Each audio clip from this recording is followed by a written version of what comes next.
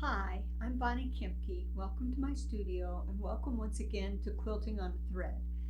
Now, previously I have done a video demonstrating repositioning a quilt on the Cutie frame. But in that demonstration, I went through it without saying a word.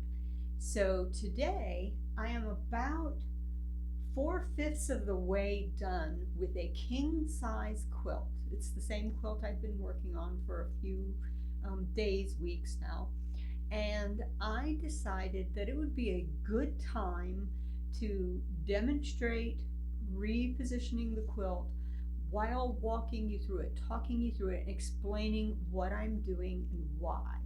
Especially since I've discovered some issues in repositioning the quilt that affected me. So if those things affect me, I'm assuming that they may as well affect you.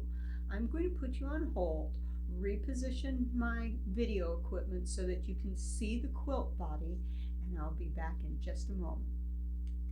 Okay, I'm back, and I've done quite a bit of repositioning of my video equipment to get you into a really good position to see the entire body of my quilt top in the hoop. So when you're repositioning a quilt top that is quite heavy, there's a couple of things that you have to take into consideration. You have to be aware, and again, I will not be having my needle down, although it's just as easy to do this with the needle down. I'm not going to be having my needle down. What I'm going to be doing is walking you through what I do to reposition the quilt. So the first thing I do is go ahead and release all of the banding, these elastic bands. And I do that both front and back because otherwise I'll wind up struggling with them later.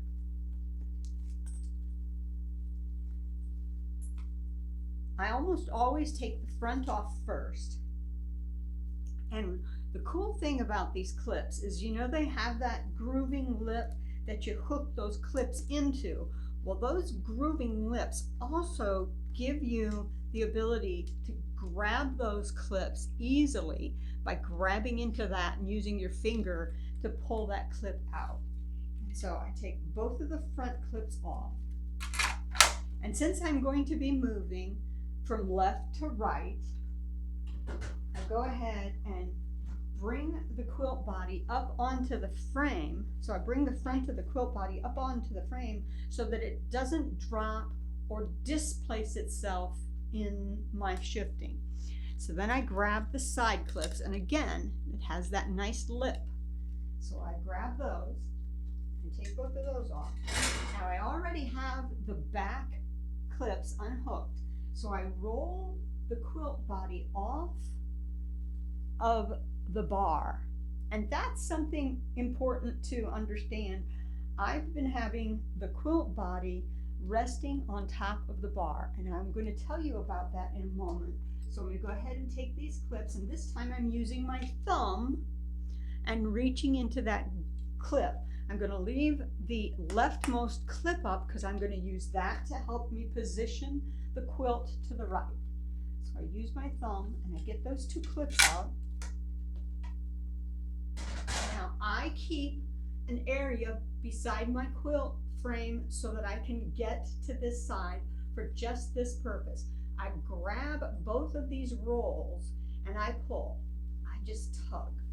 And this is a heavy quilt, so the fact that I can tug and move it to shift it is really, really important to note, because if I didn't use the quilt roll itself, I'd have issues. Now, one of the things that happens is the elastic band will catch your machine and start pulling your machine. So when you see that happening, reach under the quilt roll and move it out of the way. And that may happen to one or more rolls. One or more bands. So pull it until the Cutie clip reaches the up sprout of your bar. So that's that, the gray clip that you clip over and close your upright. pull until your clip is close to that bar. Now I'm pretty much pulled into place, but of course there's a little bit of shifting of the quilt because of the weight of that roll. So you want to straighten that out, and when you get that about where you want,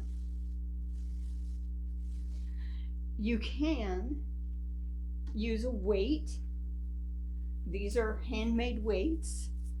These are a pound of beads, but you can use a bag of beads or whatever. Just go ahead and put that there to hold it in place while you get your clips. Again, always make sure when you're putting the front and the back clips on that you can read the Cutie emblem. If you can't read the Cutie emblem, you're putting the clip on backwards and it won't do what it's supposed to do. So push that into place. These back clips are quite easy. And you just push what you want into place, and if you don't like the way it's seated, just pick it back up and replace it. So now you can take that weight off and get that out of your way. And you put that final back clip. So all three of the clips are on. It's always a good idea at this point to consider, is there any other adjustments you need to make? Do you need to shift anything any further? Before you go further, just take a look at it. So I would then roll my quilt off. And because my quilts are tightly rolled, they'll tend to stay rolled up. But if they unroll a little bit, don't worry about it. Make sure things are as square as possible, because that's going to help you in your quilting. Grab your front clips and press down on one end and then walk the other end down. That'll snap the clip into place. So take the other one, being sure you can read the Cutie emblem, put it down, walk it down. Now, there's a lot of play in that quilt body. The cool thing about both the front and the side clips, because of this ridging on the clip body, they will ratchet. So take advantage of that and ratchet your body of your quilt forward, which will tighten it up a little bit. And you see there's a lot less play now. If I unratchet that, you'll see how much play. That's too much. You're going to break needles doing that. So use the ratcheting function of the quilt clips and just rock it. And now there's some play, but it's not going up 4 or 5 inches as it had. Now, since I'm here in the front, I can go ahead and clip the elastic securing straps, but you don't need those unless you have the handles underneath your domestic machine. You don't need to do this clipping. You can just unfurl this and let it drop. But I kind of like it clipped because I find myself often reaching into my drawers underneath my my table. I'm on the Husky 52-inch workbench, and that's a really great table for me. Now, these side clips have a tendency to be a little more picky about getting clipped in place, and that's because I have a lot of body of the quilt in the back right now. And so I just have to manhandle them into place a little bit. And I'll come and do the side. And just keep pressing until I can get it into place. So now I come and walk around to the back of my quilt body, and I roll everything back up, and I start securing these black bands. Now, when I secure a band, I take the tail of the band and I prop it in between the clip and the body of the quilt. That keeps me from accidentally sewing over those bands. People have done that. It's no fun. So I try to keep my quilt body rolled as tightly as possible. And I get those clips, secure the band, get that last clip,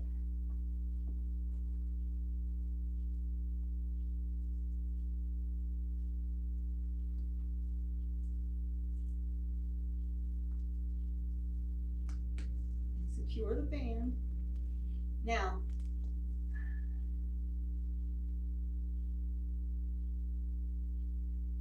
this is the part I wanted to share with you. If I leave this quilt body hanging off of the back bar, it's pressing against the table of my sewing machine and it impedes my free motion.